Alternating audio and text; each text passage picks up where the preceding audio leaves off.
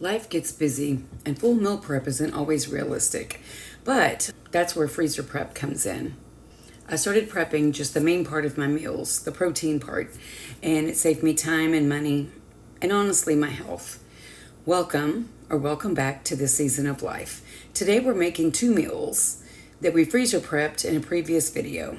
I can link it for you in the description and here, whichever side. Super easy, super fast, high protein, and your future self will thank you. Don't forget to pray over your food and thank God for His provision and ask Him for protection and nourishment from what He has provided.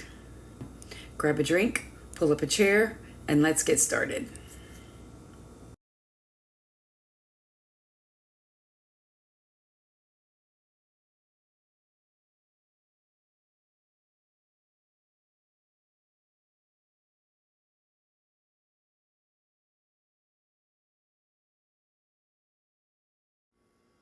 So you're going to need 2 pounds of ground beef. I used 80/20.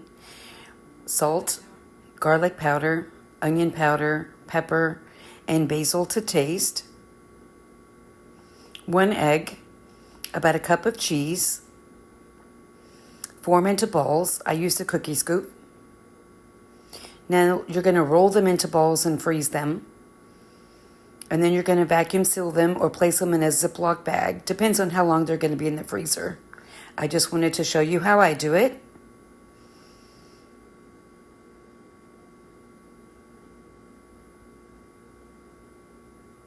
Now I have 2 meals for the freezer. And there we have it. So today we are making Laura Spath's pizza meatballs. And I prepped this in our last video, and I am going to cook them. I did thaw them out. She says to cook them from frozen, but I'm cooking them from thawed. So these are going to go in the oven at 400 degrees for 10 to 12 minutes. Now she says that's from frozen, so we'll have to see how long it's going to take from the thawed state. I already have my oven preheating to 400 degrees, and as soon as it's ready, we will pop these in the oven. So remember, always pray over your food. It doesn't matter what it is. It doesn't matter if it came from your own garden or your own livestock. Still pray for it. Pray over it, because you never know if there could be illness in that food or something was done to something for harm, and you don't know. But praying to the Lord and thanking Him for His provision and asking Him for protection over you and your family, that the food that you are about to prepare or eat, that you have prepared, or whether you're eating out, food is food. If it's going in your body, you need to pray over it. Ask the Lord for His protection and nourishment. Would you like to pray with me? Father God, I thank you today for your provision. You provide the nourishment and the protection that we need to survive. Not only survive, but to thrive. Father, we enter your gates with thanksgiving and your courts with praise, giving you thanks and praise your name. This was from Psalm 104 and 5. Father, we ask for your protection and that the food we prepare for our families nourish our bodies, and no thing meant for harm, whether natural or by any other means, is able to affect us. That it would pass straight through our bodies, and all we would receive from it is nourishment. We thank you, Father, for your provision of our food, our health, our discernment to hear you. That every thought and every bite that enters into us is from you. Thank you, Father. Amen. Thank you for praying with me today. We all need prayer. We need a tribe.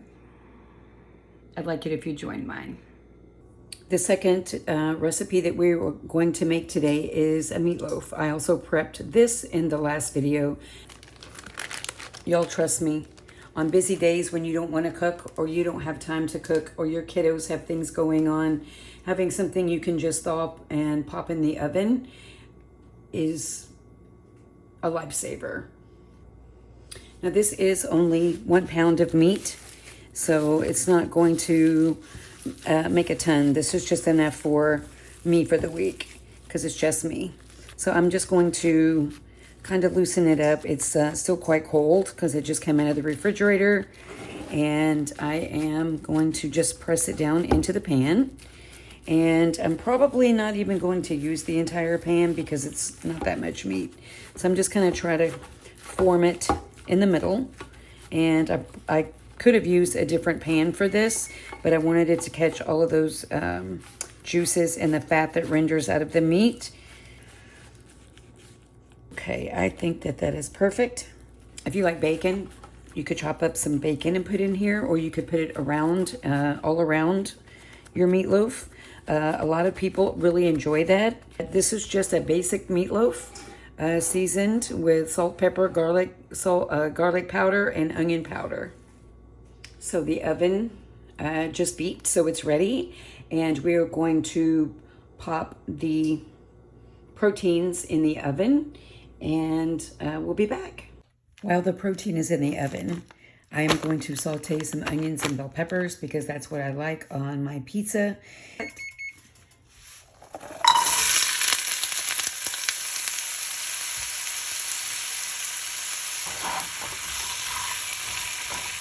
Okay, let's just give it a little stir. Looks like most of the liquid is gone. So as you can see, I have divided up into 2 separate meals there, 8 meatballs apiece. Try to equally put the bell peppers and onions on the meatballs. The meatloaf is done as well. It only took the meatloaf maybe 10 minutes longer than it took the meatballs. The meatballs took 15 minutes and the meatloaf took 25, maybe 30. On the top of the meatballs, the bell peppers and the onions, I'm just going to put some pizza sauce, and also I'm not a huge fan of Parmesan, but I do like just a tiny sprinkle. We have mozzarella. First, I'm just going to put just a little bit so that our cheeses will stick a little better.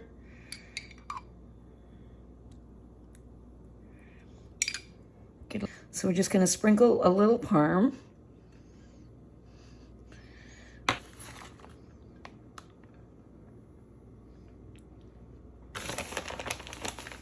And I'm just putting a handful of cheese on each one.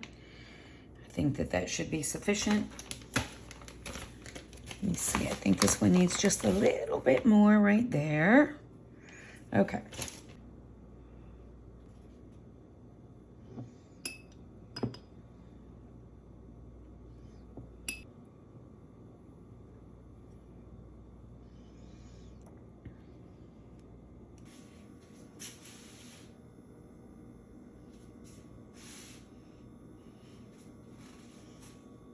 So this is what it's looking like. And we are going to do a taste test for both dishes. So this one is super hot because it just came out of the oven. So we're going to give that a second. But this meatloaf,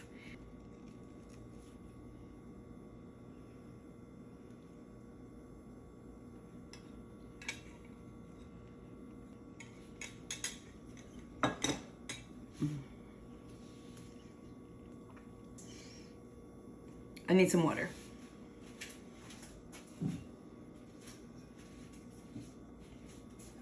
I think I overcooked it just a hair. I don't normally cook it at 400 degrees. I normally cook it at 350, but since the meatballs needed to go in at 400, I cooked them at the same temperature. It's a hair dry. So what I might do is put a little pizza sauce on top of that as well. A little cheese. It'll still be delicious. So let's go ahead and give the Meatballs a taste.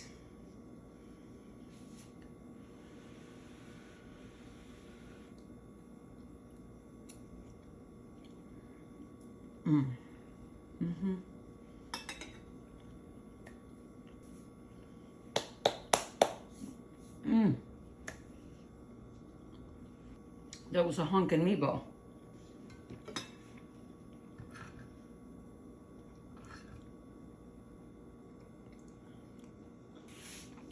So good. One of my favorite things to make. Both dishes are good. Meatloaf, not as good. Tiny bit dry. Again, we can fix that. This, perfection. Well, okay. This, delicious. Chef's kiss. Portion this up for the week. This is going to be 2 meals. So, put the oven back on. Okay, so I'm just going to pop this right back in here.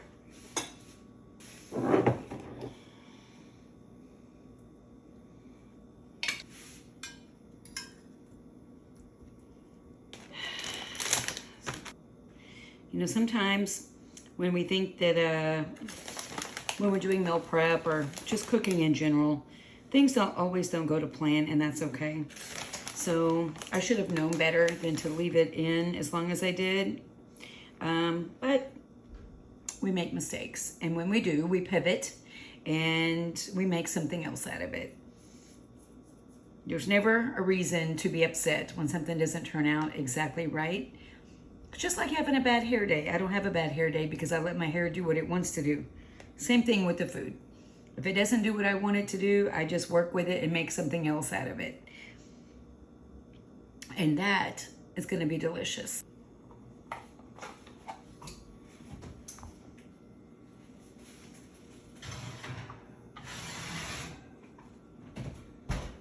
Okay, we will be back.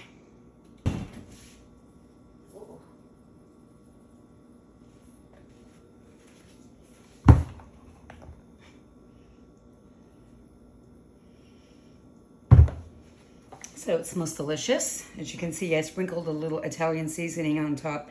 I just thought it would make it pretty. Freezer meal prep. Making something, let's just say you're making a meatloaf. Make 2, put 1 in the freezer. Make extra. You're already there. It doesn't take that much time to make extra. And you can freeze them, and your future self will thank you. If you've enjoyed today's video, please consider subscribing and hitting the bell so you don't miss any notifications for future videos. Liking the video tells the algorithm that you found value in this video, and others might as well. So I'd appreciate that. God bless you and keep you. May He make His face shine down upon you and give you peace. In Jesus' name, amen. Until next time, goodbye, friends.